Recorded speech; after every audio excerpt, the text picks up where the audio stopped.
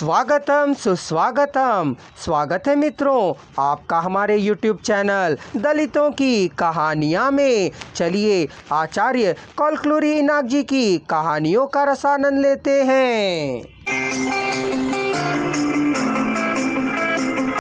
यदि बूढ़े को मरने को कहा जाए तो शायद मरे।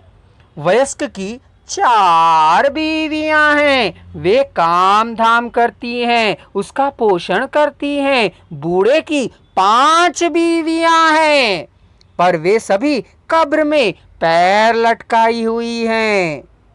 बूढ़े की बात का कहना ही क्या है, वह पहले से ही कब्र में पैर लटकाए हुए है।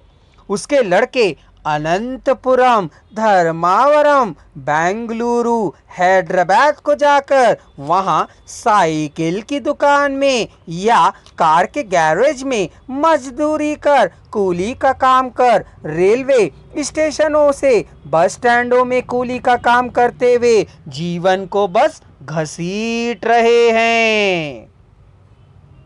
बूढ़े की बेटियां गुड़ियों की तरह दिखने में सुंदर है। बड़ी बेटी की शादी हुई है, बीच की दोनों लड़कियां मुंबई में पहुंचकर ना किए जाने वाले काम को कर जीवन बिता रही हैं। कह इधर उधर के लोग बातें करते दिखाई पड़ते हैं। घर में चूल्हा जले 4 दिन हो गए थे। घर में कोने में पड़े लोग, खिड़कियों के पास निडल हुए लोग, यूं ही रह ना पाकर इधर उधर टहलती हुई बूढ़ी स्त्रियां थी। सभी औरत जात की थी। बाहर नीम के पेड़ के नीचे वायर की खटिया पर लेटा बूढ़ा आदमी था, जो घर का मालिक था। 5 स्त्रियों का पति था, 10 बच्चों का बाप था, 75 साल का श्रमजीवी था। वह आखिरी सांस लेता हुआ फकीरप्पा था। रामप्पा को वह पसंद आ गया था। यदि कोई मरने वाला है तो यही है, कह उसने सोचा था। इसके मरने पर भी किसी को नुकसान नहीं था। मरने पर पैसे मिलेंगे कहने पर उछल कूद कर, उड़कर आकाश में प्राणहंस को उकसा कर भेजा जा सकता है। फकीरप्पा के मर जाने पर उसका उधार चुक जाएगा। उसकी पत्नियों को भी कुछ समय तक खाने पीने की कमी नहीं रहेगी। फकीरप्पा को निशाना साधकर चारा को लेकर वंशी के हाथ में लेकर रमप्पा चलकर फकीरप्पा के वायर की खाट पर जा बैठा था। फकीरप्पा खाट से उतरकर नीचे जा बैठा।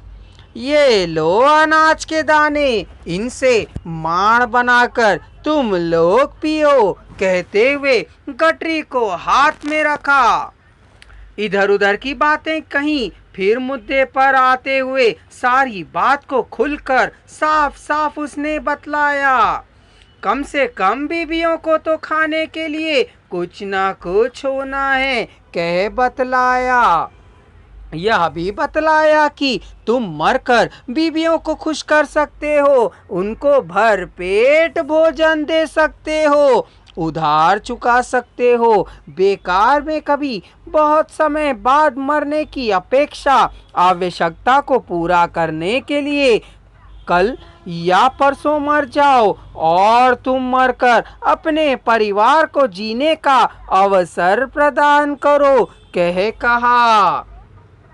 इस प्रकार गीतोपदेश और हितोपदेश कर श्री कृष्ण परमात्मा की तरह पोज मारकर मरने वाला कौन है और मारने वाला कौन है, वह जो भी हो, आँख को दिखाई ना देने वाले की अपेक्षा आँख को दिखाई देने वाला पैसा ही देवता है।